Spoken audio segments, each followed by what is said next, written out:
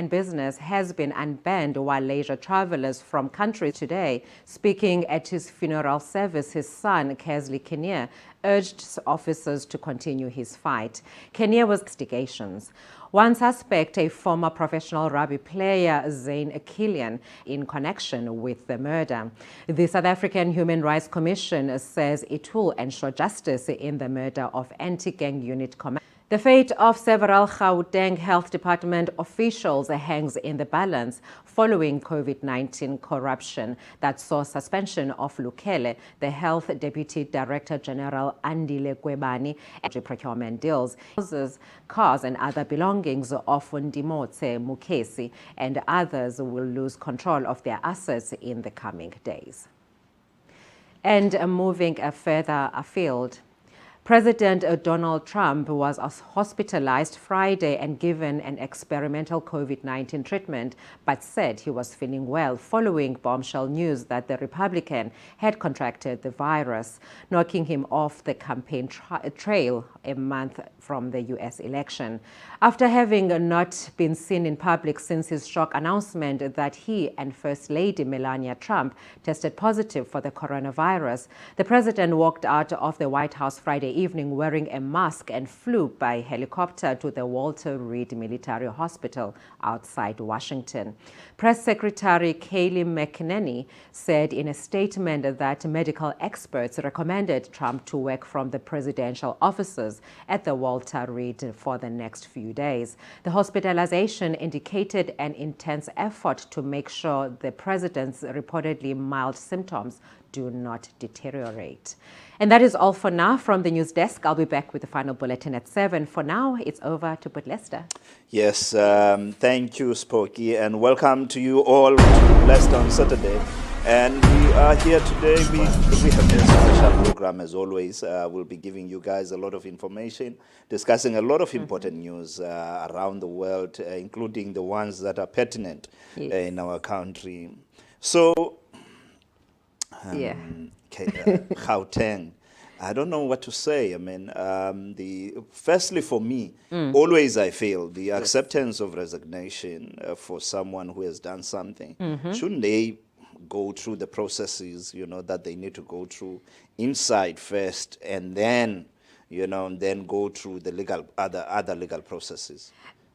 I think that's how it's supposed to be. And for me, I always say, if you resign, then you're trying to run away from what you're accused of. So I think the Premier should institute some legal, action of some sort, because you can't just resign and then expect not to be questioned afterwards. So, but seemingly, he seems adamant that people are going to fight corruption. Yeah, he will fight corruption. And one of the things that has actually come up this week, and what people have been sort of questioning, is that the officials are being put, government officials are the ones who are being imprisoned, and none of the politicians so far that have actually been taken in, and we've seen what happened in the Zondo Commission. A lot of politicians have been named, but none of them. So what do you think on there? You know what? It's not a new thing. Yeah. Like we always say that there'll always be someone that must take the fall at the end of the day, because maybe there's other things that may erupt in the background that might not have a good ending. But it's high time that examples are made out of politicians, so that they know that if they involve themselves in any corruption, they're gonna have to answer for that. So I mean, 200+ million on the asbestos project, that actually those houses they still have asbestos. Yes. Nothing was ever removed, removed, and that money has been paid out. I mean, that's absurd. Yeah. Actually, I was reading I was following the whole story. Yeah. And so this Blackheads, company, they received that 250 something, and then they subcontracted someone for 22 million, and someone else was So basically, this money was being channeled to other companies. To other companies, and no work was done. No work was done. So exactly. I think there's a siege. the one thing, I mean, the video Yeah. that actually was, Making rounds. of that part where this guy says, no, he paid 1 million to, and what was the 1 million? I can't remember, but it was a friend. I mean, how can you not remember 1 million? Selective amnesia. There is no ways that Yeah. you cannot remember 1 million. Wow. Even if it's a gift or you're Yeah. trying to settle debt, but there has to be a reason why you'd have to, Yeah. transfer such a huge amount. It's a huge amount. But I of think money. it's also a way of, of someone saying, you know what, this is what I stand for and there's nothing else. Yeah. If I can't recall, I can't recall. You can't actually go into my mind and make me recall. Yeah, Basically, I think it's a stand for, for the advocates, that are questioning him. to hit a brick most wall. of them. That's what. Yes. Yeah, that's what they've been advised. Yeah. But I think one of the biggest news to happen this week, as we finalize Pokey. Yes.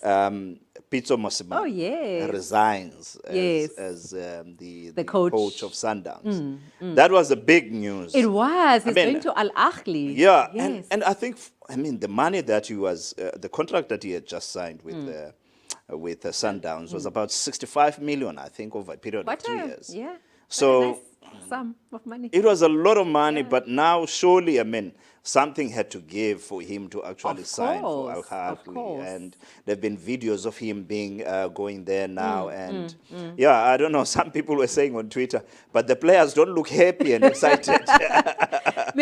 I think maybe the reason that they don't look happy and excited is because obviously, he's been with Sundowns for quite a while now. Yeah. So obviously there will be some. I don't think the players follow that much of what's happening in our country in any case. No, so they in terms don't. of sport. So We don't. they don't know much about him, and so I Yeah. think this will be a new sort of. And but I also think being in Egypt and, being a coach of one of the biggest African, Yeah. football clubs, that's also, catapulting him to, to international, levels. Because if you're with Al Ahly and it's recognized everywhere Yeah. as well, that's I think, some sort of a springboard. Yeah, it's a big plus for us also Yeah. for our own football. So I think we would like to really congratulate, Pitso Mosimane and wish him all the best. Guys, let's wish him all the best. Even if you are a Kaizer Chiefs fan or whoever, you didn't like him that much. But where he is now, we all have to say, all the best to him. Yes. And we hope that he's going to make a success of Al Ahly, yes. So, guys, With that, yeah. Arabic. Arabic accent. Nah, you're blind. So, guys, we'll take a break. Today we have a special guest. We'll be talking everything that is, kind of hard to talk about, but, we will be touching on the Zondo Commission, things that have happened there, Uzuma, saying, Efondin, recuse yourself before this. The audacity. So we'll be talking about that, and then also we'll be touching on the issue of Donald Trump, because my guest, his name is Mawande Amashabalala, so he will be talking to us after the break, and we'll be going into that.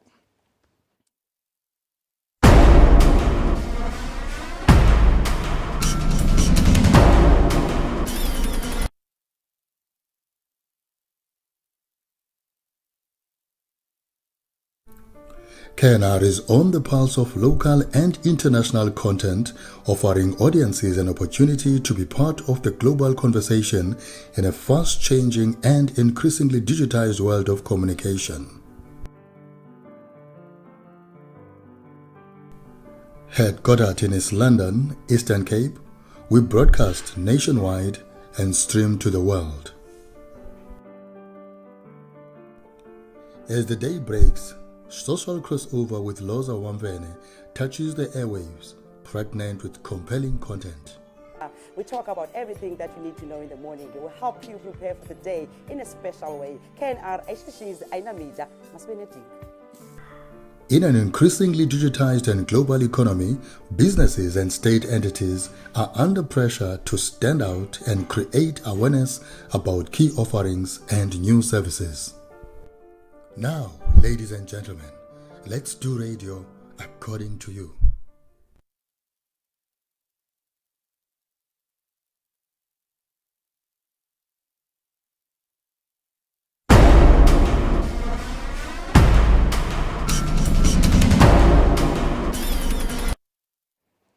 Welcome back to Leicester on Saturday. Like I said, guys, today it is, firstly, East London is very cold, so that's why I'm wearing a jacket.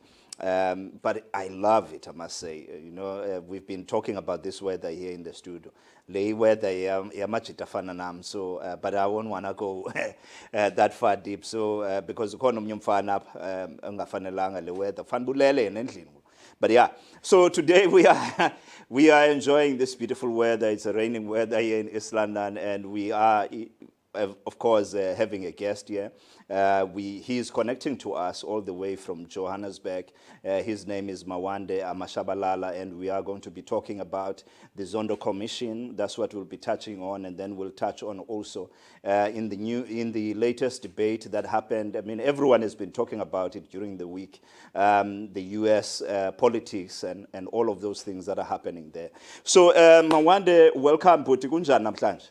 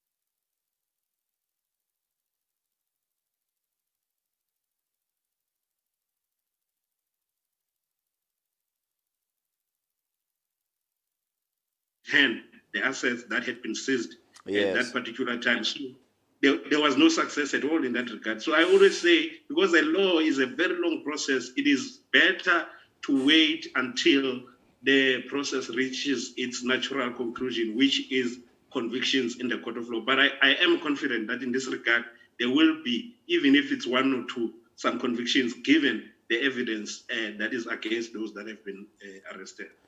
Yes, I remember, I mean, the Astina, it was a big, also, there was a lot of brouhaha about the arrest that happened, and there was a lot of excitement as well. And I agree with you, the Hollywood style of arrests that we see in the movies, journalists being called there and all of that. But that seems to be the norm with the Hawks. I mean, why is that the case? Why is it important, firstly, to also have the journalists there? Is it supposed to be a PR exercise, or is it supposed to really be work that is done behind the scenes until we see the ultimate results? Well, I believe the reason the Hawks and the NPA are doing it in this fashion is because there is pressure on them. You'd remember that the current administration got into office with a huge promise of cleaning up all the rot that was happening under the previous administration. And they've been in office for close to 3 years now, and people are losing patience that there seems to be nothing that is moving in that regard. There was a new head of NPA that was appointed. They set up a new section within the NPA that is called the New Scorpions, headed by Advocate Cronje. And there was these all new appointments. Literally, all law enforcement agencies had new heads. There was a promise that people will be arrested for corruption and all other wrongs, especially big fishes. So I think they've reached a point where people are sort of losing patience to say, but there is no difference between this administration and the previous administration. People are looting with impunity. There is no consequences. Our country is sort of a banana republic where you can just steal public money and there are no consequences for your actions. So I think part of the reason that the Hawks and the NPA do these things, want to have cameras, they want to be seen to be doing something. As to whether indeed they are doing something that will be fruitful, only time will tell when these cases are ventilated in court. Yeah. You see the word, I like the word that you're using, because that's one of the words that we've been kind of interrogating in terms of the language that is coming out of the ANC. You remember the NEC meeting where they came out and then the president where he said, actually, anyone who's being accused, those people must be set aside and all of that. And I said, using those same words, that the ANC wants to be seen to be doing something. So I think the time now is not really the time of just to be seen to be doing. We need the real results behind, what is happening. Okay, very interesting case. The one, we haven't seen this before. It's almost like a precedence when it comes to the asbestos case, Edward So, the blackhead. He witnessed just this week, and then he was arrested the following day. So, what did you think was behind that? Well, you see, again, Roman, as I say, there's a lot of these institutions that were set up with the promise that they will unearth wrongdoing and get those people facing the consequences of their actions. The Zondo Commission was one of such platforms where there was a huge promise that corruption that happened under the previous administration will be, unearthed through that platform. Yeah. And so far, close to 1 billion rand has been spent financing that particular exercise.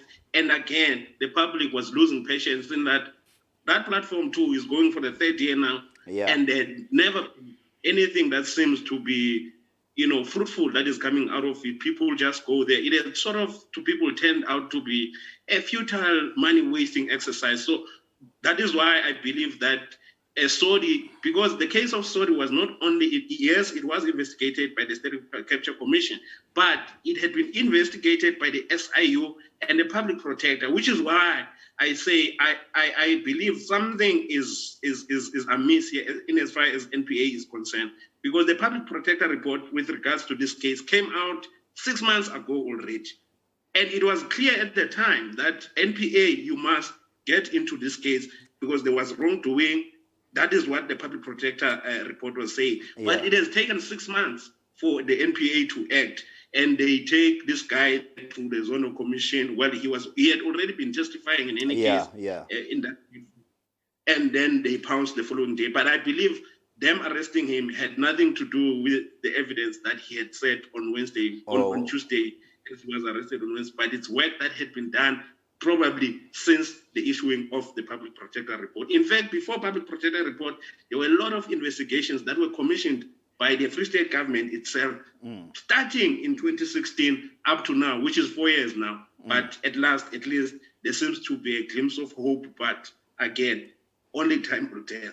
Yeah, and one of the things that's kind of been interesting, someone had, during the week had been asking, one interesting question that it seems to be easy to pounce on the officials. And we've seen, if you remember Mosebenzi Zwane, when he was, making his own testimony before the commission, where everything he denied, he said the officials, trusted the officials to know this. And it seems to be the case even here that the officials seem to be an easy prey as far as the arrests are concerned.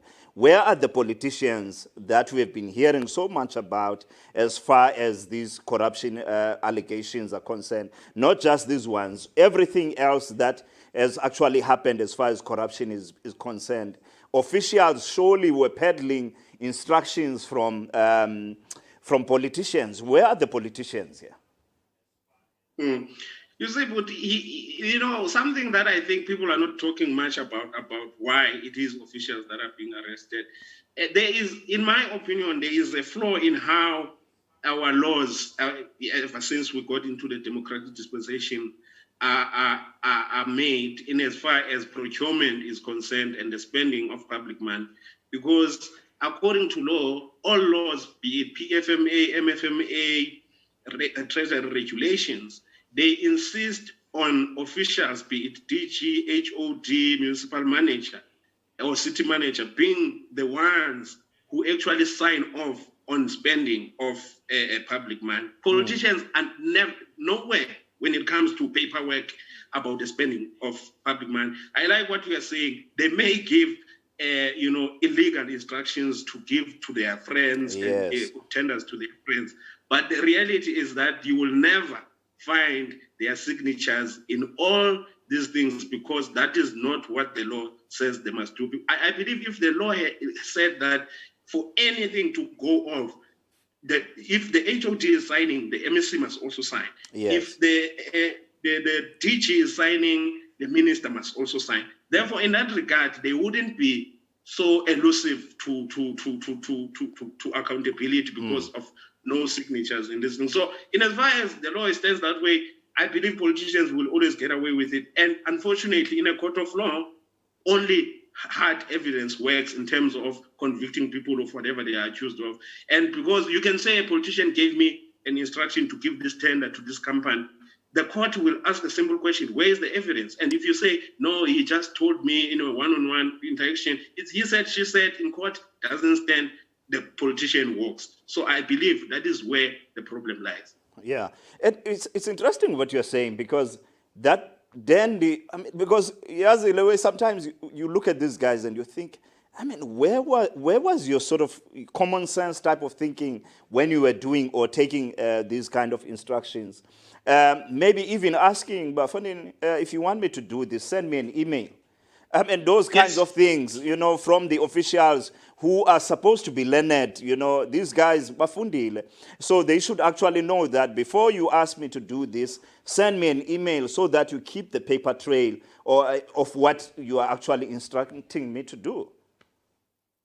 It's supposed to be like that, Krugman. In fact, the officials themselves must not, they cannot run away from responsibility and plead ignorance. Yes, I was given instruction. As you correctly put it, these people went to school. In fact, at a DG level, there is no single DG in all the national departments here that doesn't have probably 2 degrees and postgraduate qualifications. Others are even doctors, others are advocates, others are chartered accountants. As you say, these are highly educated people who ought to know the law, who ought to respect the law, who ought to say when they're given. In fact, because if you are given an illegal instruction and you know that it's illegal, you have a choice to say, but MSC or minister, can you please send me an email with that instruction? If they refuse, you are empowered by law to also refuse, and they can never fire you based on something that doesn't exist. Because if someone says they fire, they'll say they're firing you for what?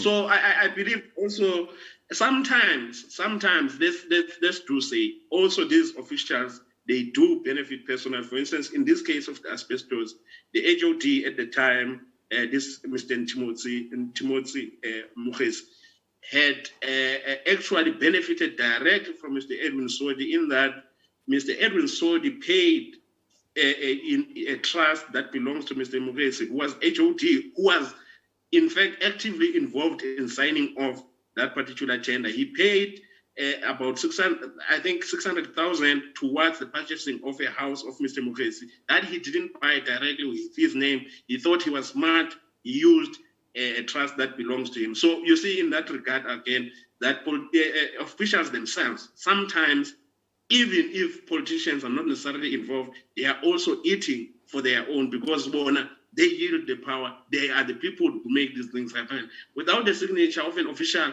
nothing will ever go ahead. Yeah, it's interesting. I mean, I think after the break, we'll come back to that, because I did see that there was a number of monies that were paid. I mean, there was one official who was paid about 6.5 million over a period of 9 months. You know how they stagger these monies in order for them to actually benefit. So what you're saying really rings true in terms of the processes. Because if I'm going to put my signature, surely some of these guys are saying I need to have a certain portion of amount from this particular process, and then the politicians as well. So we'll take a break, and then after the break, we'll come back and continue with the Zondo Commission. And I think we'll look back into also the Zuma asking the deputy Justice must actually recuse himself.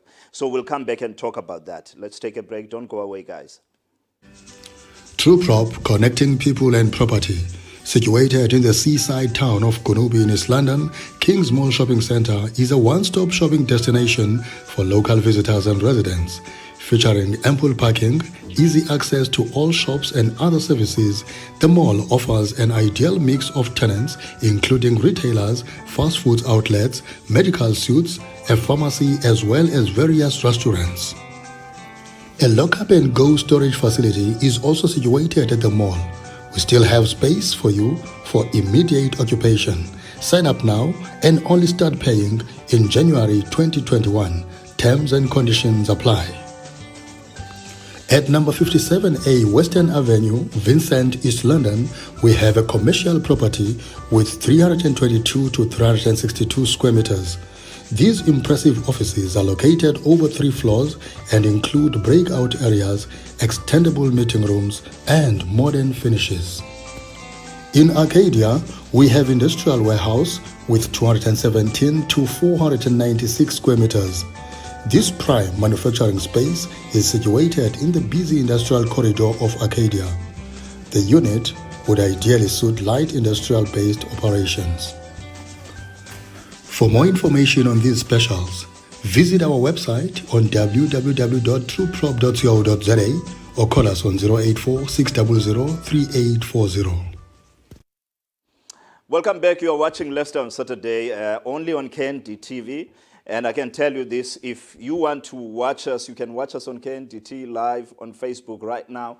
And also we are live on Keith Ngesi Radio Facebook page. We are talking about a very important subject that's happening in our society as we speak. We've seen a lot of money being spent on the Zondo Commission. We know that a lot of people are following what's happening there. A lot of, us who are actually having our monies being utilized in that space, that is taxpayers' monies.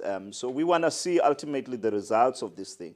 It's been extended to take more years. I think it's supposed to finish now next year, isn't it so, Mawand? Yes, no. The hearings, according to the statement by the chairperson of the commission, Deputy Chief Justice Zondo, last time, if I remember, he said he wants to finish the public hearings this year, which is December, so that he can have 3 months to prepare a report by March next year. Okay. So I think that will be difficult. Do you think it's possible? I mean, that everything can be finished? It seems to me there's a lot of unraveling that happens in this process. The more you get more people to come and talk, there's more information that needs to be followed up. For me, to be honest, Puti, it's not possible at all. And I believe if indeed he moves in that direction, then that report will be incomplete. That report will have a lot of loopholes.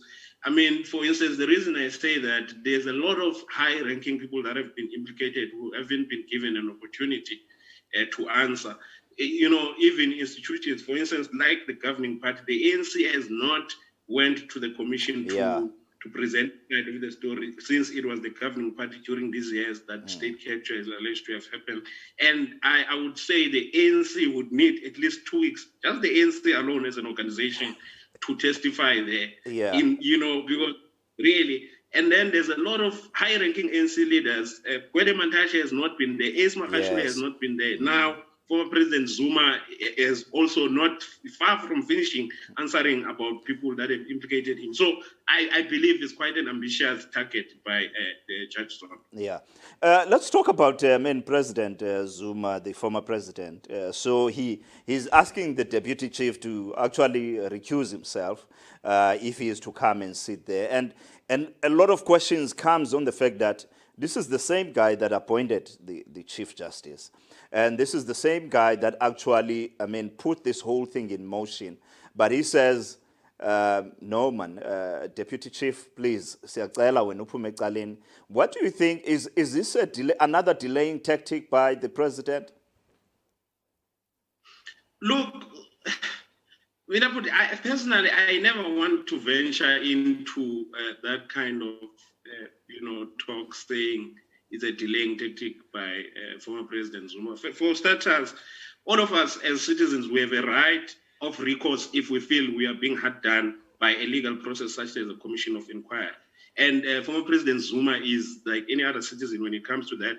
He's got a right when he feels that a particular process is biased against him for whatever reason to raise those things. And I feel it is too early to issue a verdict in as far as his latest request for Judge Zondo to recuse himself, because he only wrote that one letter where he said through his lawyers that they will file a complete affidavit where now they go into detail about why they believe Deputy Chief Justice Zondo is biased against former President Zuma. For instance, there's an issue that they raise of there's a personal history between the two of them. No one even knows up to this stage what is this personal history, when did it start, why do former President Zuma believes that it is related to this. So I believe anyone who issues a verdict without the full view of those facts that will be ventilated in the full affidavit, it is a bit unfair on former President Zuma. But of course, it wouldn't be unfair completely, because he is known for, going for the long game, delaying things as much as possible. But I believe legally speaking, let me put it this way, legally speaking, he's got every right and the leg to stand on to raise issues when he feels a legal process is not fair on him. But politically speaking, we know the kind of politician that he is. He's a strategist who takes time, who like to delay things when he feels that they're getting closer to home. And there is a lot of things that had been getting closer to home to him as far as that commission is concerned that he has to go and answer about. For me, for instance, recently there was testimony about issues of Eskom where we had about a meeting that happened at his home at the time when he was president, at his official home in Durban, where it was organized by Dudumien, who at the time was the chairperson of SAA, issuing instructions to board people of Eskom. And I think such things really, because that particular evidence was verified by two people who say they were in that meeting. So in evidence like that, really he feels like sometimes it would be difficult. Perhaps he must come up with a strategy to justify why such a meeting took place. But how do you justify that a chairperson of another SOE was calling meeting, chairpersons of other SOEs at your own home, and you were there seated doing nothing, which is what I always find interesting, by the way, about testimony that relates to former President Zuma. Everywhere where he's said to have been in an illegal meeting, he never says the word, because that particular meeting, it is said that he was just there. In fact, he pretended like he doesn't know. When he came to the room, he was like, hey, guys, what are we talking about today? So I think, and that's just him. He's strategic because somehow he might have known that these things might come back to bite in the future. But those are some of the things that he must answer to. Maybe on others, he doesn't have a strong defense yet, and he would like to have this thing going back. And also, maybe he's taking advantage of the fact that I said to you earlier about the comments that Chief Justice Zondo made recently, that he wants to finish by December. So he knows, if I can buy just further 2 months, perhaps I may end up not going there at all. And what would have been the point of him not going? Because we know this was initiated on the basis that of the public protector report that was against him, and the public protector felt that there's lots of issues that she didn't have time to investigate. So if this commission as well doesn't investigate issues related to former President Zuma, regardless of the other things that it has done, including on the asbestos, it would still be viewed to have been a waste of money. And as I said, 1 billion rand is a lot of money. People want to see results. And as far as the commission is concerned, the results would be people getting to hear what was the involvement of the sitting head of state during the time when these things are said to have happened. Yes. What you're saying, I understand truly, and I think sometimes this is where the difficulty comes in, that, the public is not patient. Some of us, as you are saying, legally speaking, he has the rights and all of that. But then for someone who says, look, I'm innocent, if you were that type of a person who feels like, I mean, at some stage he made this slogan popular that I want my day in court, and whenever he has come closer to that day in court, he's always found a way of trying to delay that day to actually sit, you know. And I think for me, that's where the problem is when it comes to him, is that is he really and truly and honestly wanting his day in court, or is he peddling or playing with the system, as it were, you know, legally so, you know, but not getting to the space where he's actually having his own say and saying the things that are in, you know, from his side of the story, as it were. Everything else that is being peddled is things that we hear from other people, but we really want to hear his side of the story ultimately. So, but I think I don't. Maybe it's going to happen. Maybe it's not going to happen. But talk to me now, lastly, about, you know, as we come maybe to a close to this issue of the Zondo Commission. So far, I mean, we heard Mosebenzi Zwane last week, and the fact that, I mean, one of the most interesting things when I read, you know, the papers last week, that, you know, the judge says, hey, you shocked me, to Mosebenzi Zwane, that this man is the MEC and he hasn't read the act, you know, the Human Settlements Act. How do you sit, and what does that say then?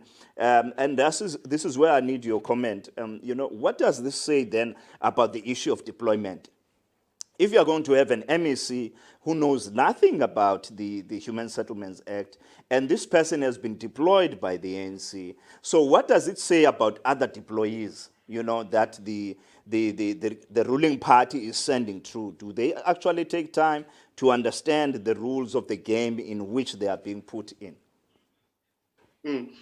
Well, to be frank, the cadre deployment of the ANC is flawed, or in fact, if I were to be even harsher, it's corrupt on its own, the process of the deployment, because people are not deployed based on their strengths first, their qualifications secondly, and their understanding of the political strategic objectives of the organization that they are members of.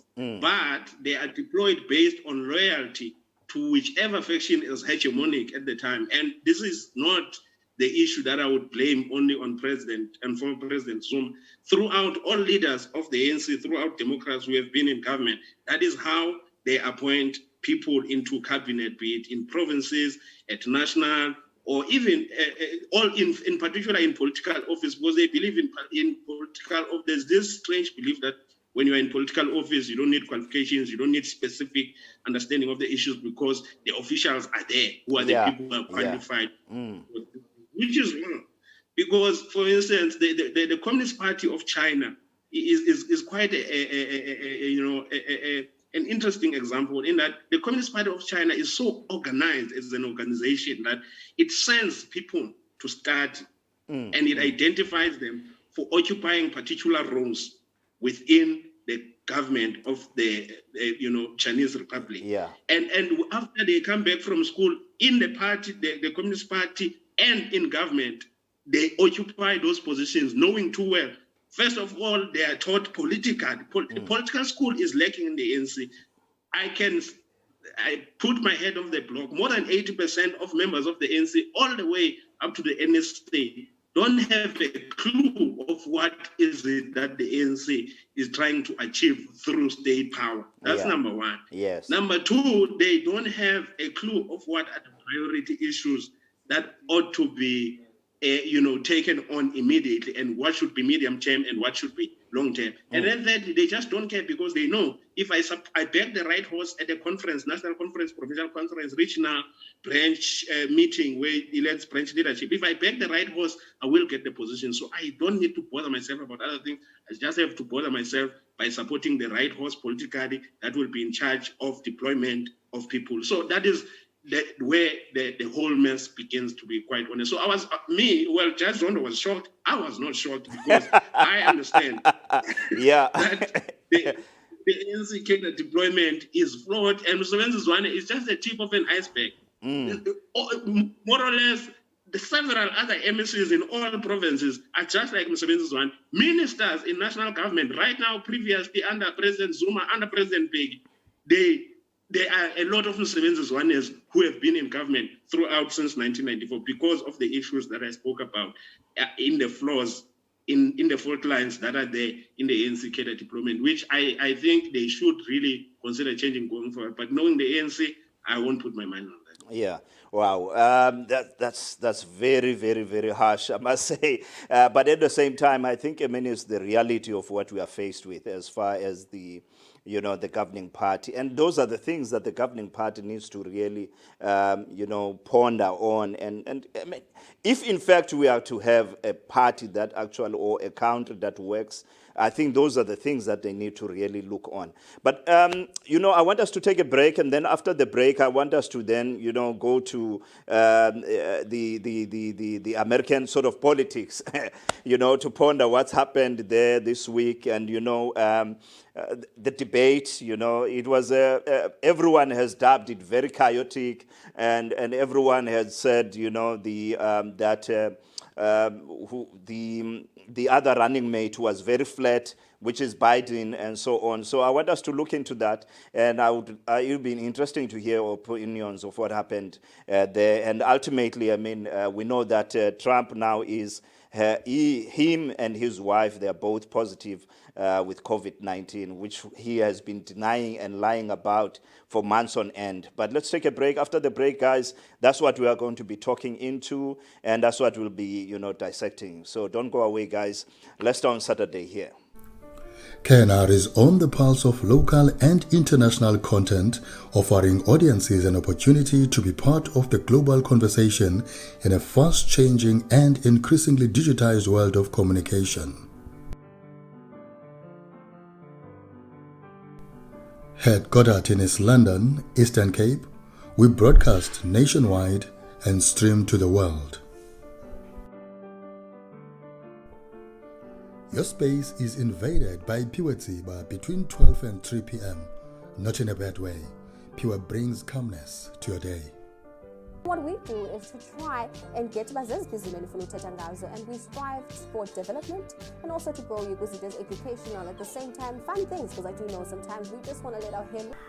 In an increasingly digitized and global economy, businesses and state entities are under pressure to stand out and create awareness about key offerings and new services.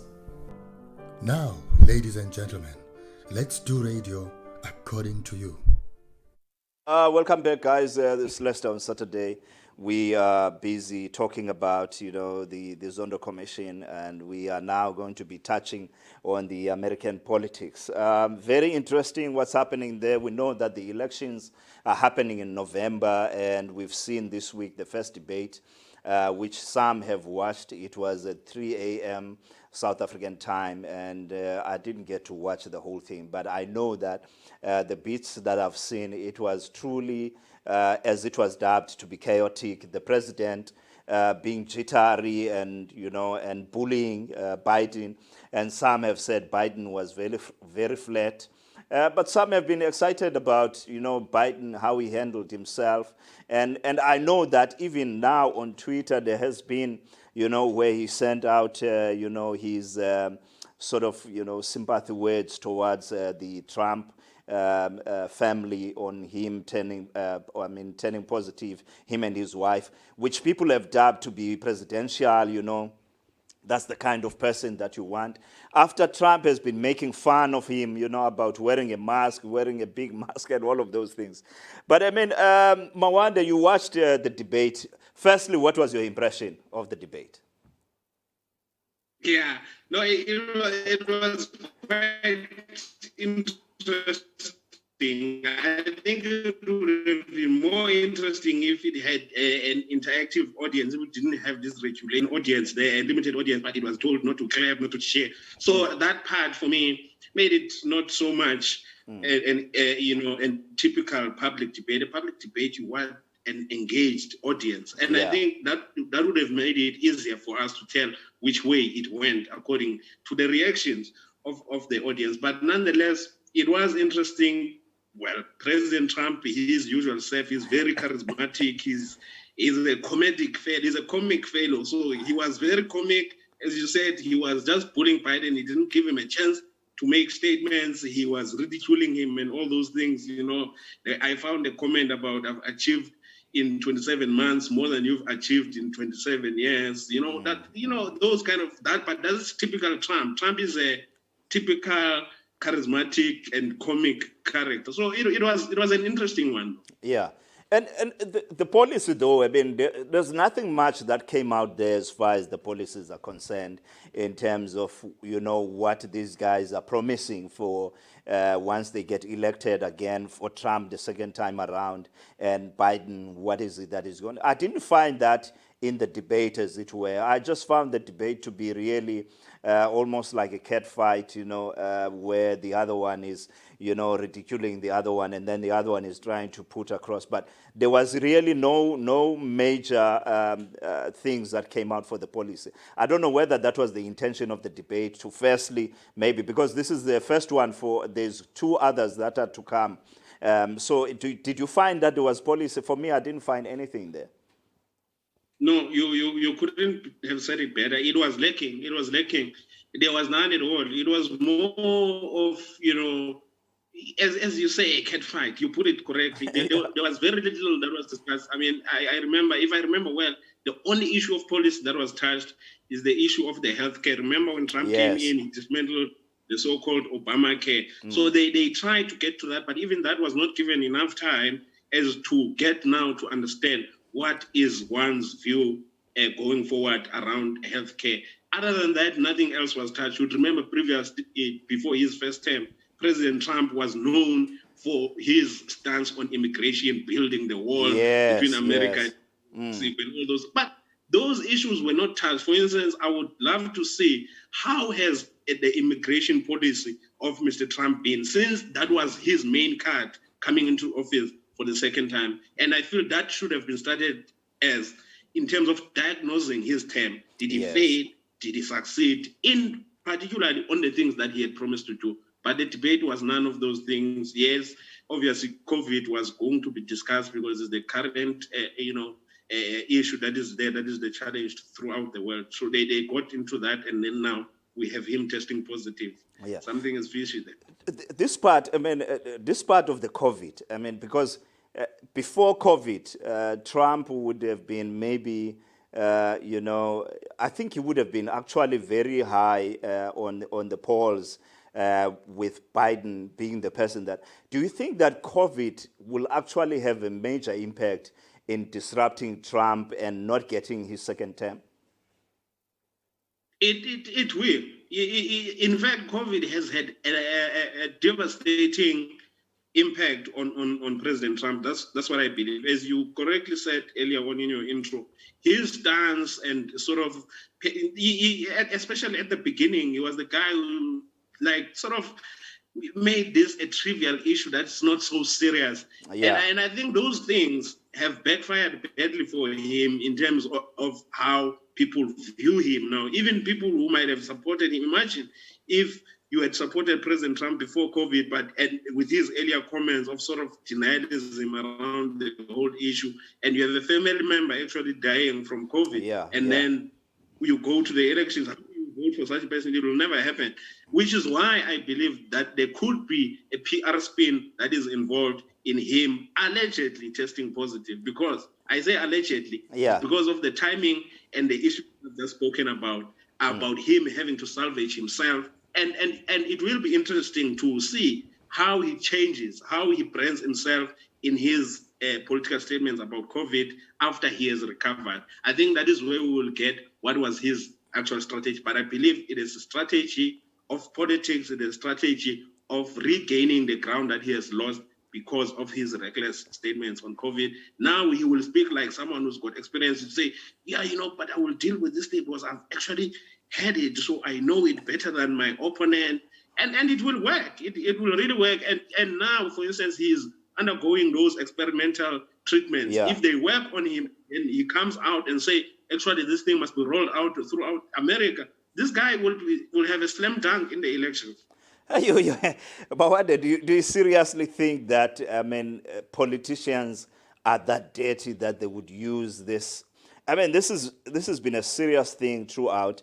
You know that last week they had been playing a lot of clips about him having actually been told that this was a serious thing, and he had admitted it in some. I think there was a clip where he was talking with someone where the doctors had told him how serious this thing was, and he decided to downplay it and all of that. So do you seriously think that this is just one of those ploys? It's a gimmick. It could be. It could well be. With politics, my brother, you will never know. Politicians, especially for power, Yeah.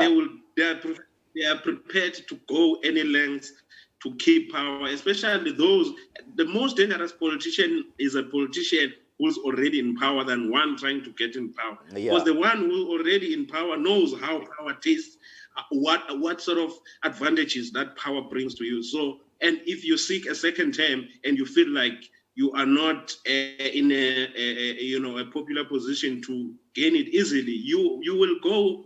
Desperate times call for desperate measures. You'll go any lengths to try to secure a second term and remain in power. And I believe I wouldn't say I can't say for sure, of course, that he's faking sure. it, but I'm saying we can't put that out of the equation. Yeah. The timing in politics is everything. My analysis of politics is always based on timing. Yeah. So the timing, I find quite suspicious that it comes at a point like this. Because remember also now, these public debates and stuff like that will have to be put on hold because he must now be in isolation for 2 weeks, which is also, what sort of thing does that play into in that now? For 2 weeks, there will sort of be no campaign, from his team. events And at also, all, I mean, even if now, yeah. No, go ahead. yes. So even if Biden does them, he would be seen to be someone who has no heart. How can you campaign? How can you do these things and make this an unfair game? Because your opponent surely can't, because they are sick. So I mean, also you must have a heart. And he's already put himself out there as a person who is sensitive towards how other people are affected by this. Yeah.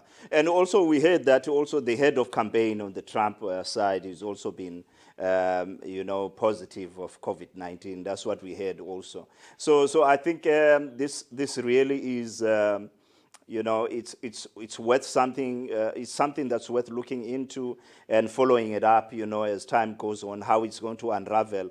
The part that you've thrown in about, yes, we've seen there's experimental drugs that he's been given and all of that. And his age, some people have been saying that in his age, he needs to be really, attended to quickly, because his age and his weight could actually, be, it's very risky for him at this particular moment. So I think we all are looking forward to see how that is going to play out.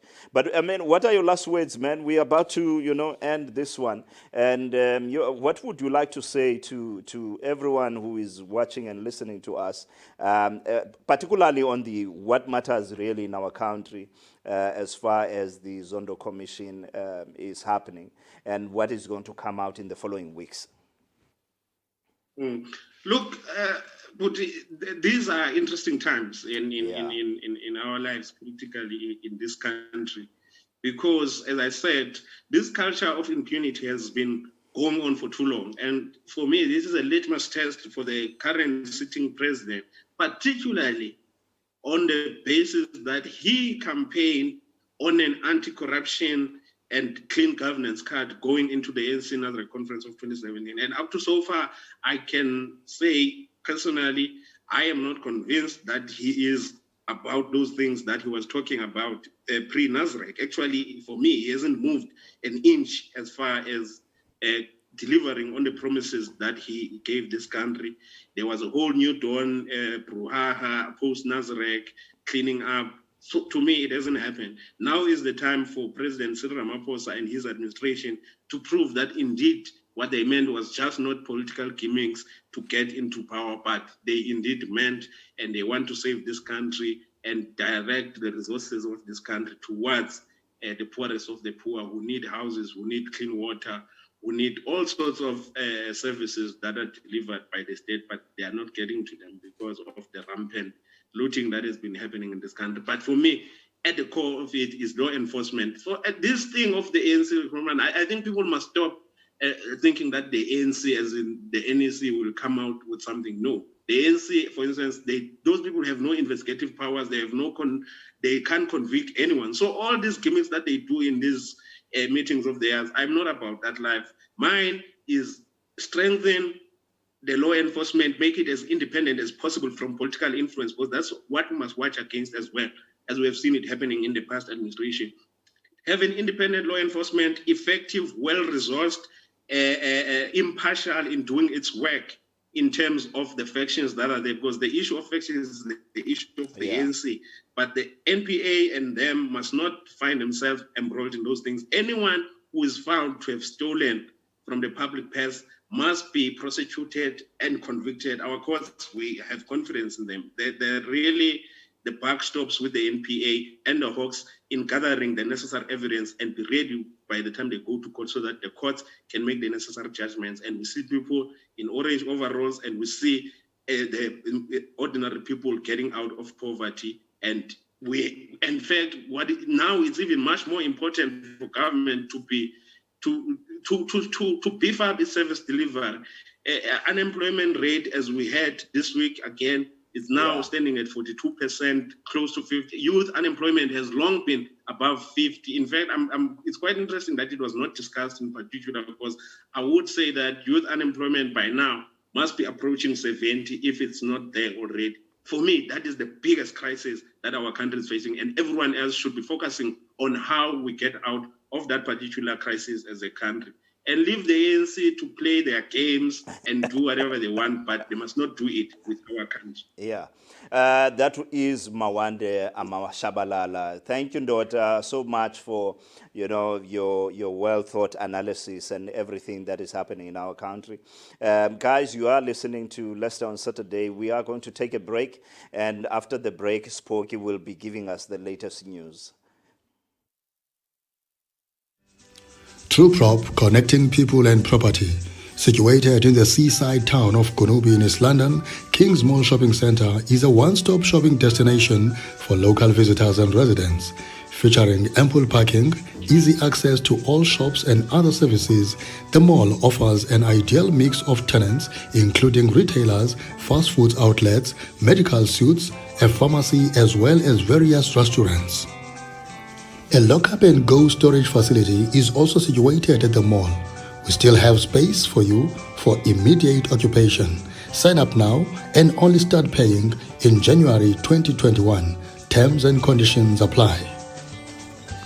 At number 57A Western Avenue, Vincent, East London, we have a commercial property with 322 to 362 square meters.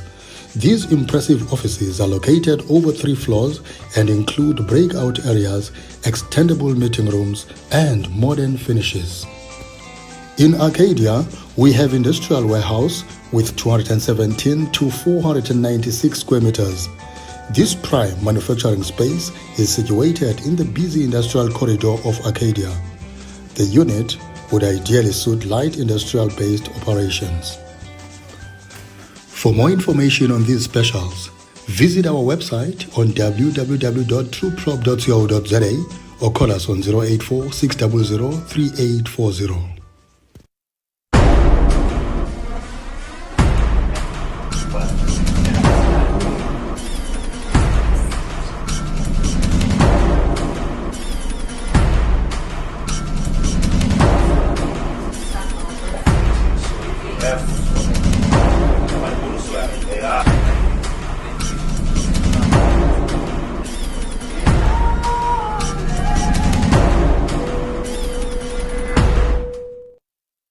It's 7 o'clock, and this is our final bulletin, and this is the leading story.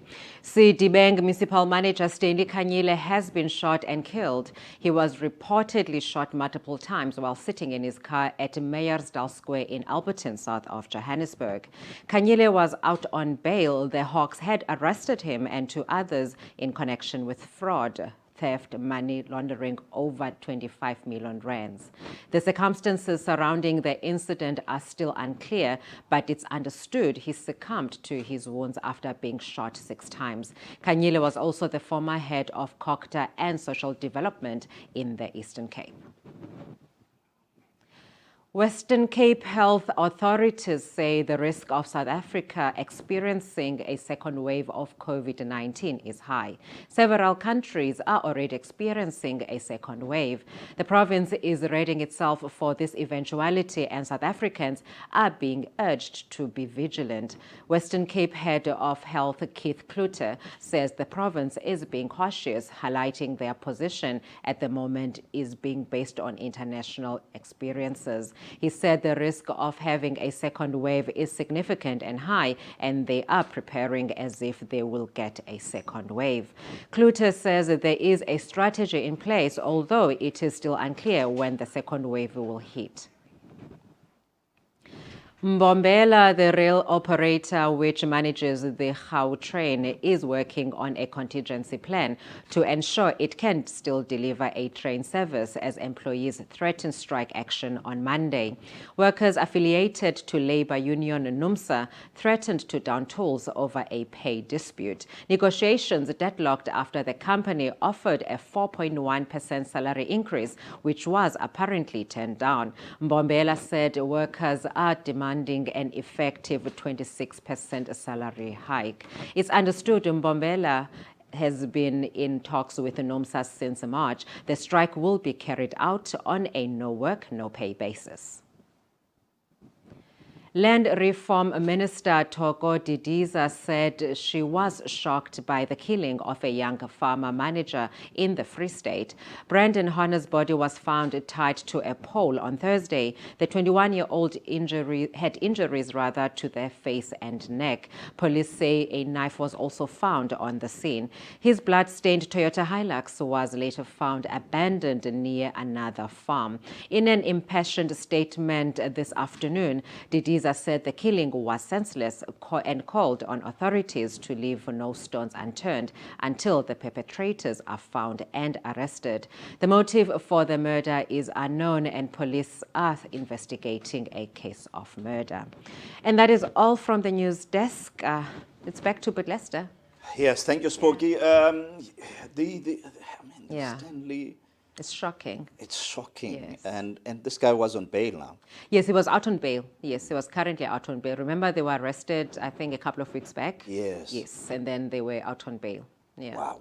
So what does this say? I mean, this says that, for me, the criminality around issues of corruption is very high. It is very high, and it looks like a hit, although it hasn't been confirmed. But no, most definitely. For me, I mean, this is like the same sort of setup that happened to Charles Kenya. I mean, this guy was also in his house. It's definitely a hit, in my view, to see how it happened. Yeah. But I mean, our country, in the process of cleaning up, I think the enforcement agencies also need to be aware of the fact that more of these things are going to happen. I mean, these guys that are going out on bail now, we don't know also, as soon as you get into sort of being a witness of the state, maybe things will start. Yeah, it triggers that. And, you know, obviously okay, maybe I watched too many movies, but surely someone has been following him for a while. Because there's no ways that they would have known that, you know, he goes to that particular, you know, shopping complex, you know. And 6 times. 6 times. So these investigations and corruption cases, they kind of birth such, you know, violent acts to a certain extent. Yeah. And then, I mean, I must say, these guys, the Gautrain guys, they are forever striking. Gautrain and the bus company there. What is that bus? The one in Metro. Gauteng, Metro. They forever striking these guys. So I don't know. I mean, when is this going to end? And they're asking for a 26% salary hike. I've never really heard of that. 26% at this stage. They'll be setting a precedent if ever they will ever agree to that. Wow. Yes, It's horrible, I must say. It is. So we are actually looking at the things that are going to be happening this week. The Zondo Commission is still Continues, going on. yes. And I'm very much interested to hear what's going to happen with the the Zuma sort of saga. Yes, it's coming this week. Yeah, Yes. I'm very interested in that. But over and above that, look, we must say that our country, as Mawande was saying, really the new dawn hasn't produced anything as yet. Yeah. But we hope that this is maybe a turn in the new dawn. The arrests and everything will continue to be, continue to happen, and we'll see more people being arrested. I hope the follow-up with those investigations, like our guest said, and because it can't be just a PR exercise just for the president to be seen, to be doing something, and the NPA doing its work and so forth. Because if you go back, remember there was that case, Yombisane, all their assets, their houses, their cars were seized by the asset forfeiture unit, and then I think a couple of weeks or a month after that, they got them back, So I hope it's legit and it's not a PR exercise. And I hope Trump takes that bleach comment to use, because he said people must drink Jake when they have COVID. Disinfectants. So disinfectants, it's just not right, and it's such a very, COVID-19 has taken a lot of lives, and it's something that shouldn't be, not to be taken seriously. So I just hope, as much as he's the person that he is, I hope he recovers. Yeah. Okay. I don't hope he recovers, but it's fine. No. So your last words, Spogi? To everyone, thank you for tuning in, and have a good evening and a good weekend ahead. Yeah. Yes. Thank you guys for watching Leicester on Saturdays. You must also have a beautiful evening. Now, week ahead, tomorrow we are back on radio, so don't forget, Get Real with Leicester on Sundays. It's happening. Spoky, myself, and Fez will try and contact Fez also to be with us. So we'll be doing some beautiful music. And once again, we will have a guest if, we find the guest, because last week we were disappointed by our guest. But we will try and make sure that we have a guest. But if not, don't be disappointed. Music all the way. Yes. From 4 up until 6. That will be, and we'll tell you now, it will be the start of our show. It will be great music. So yes, and the weather will be the theme. weather will be precede the theme. Yes. Bye-bye.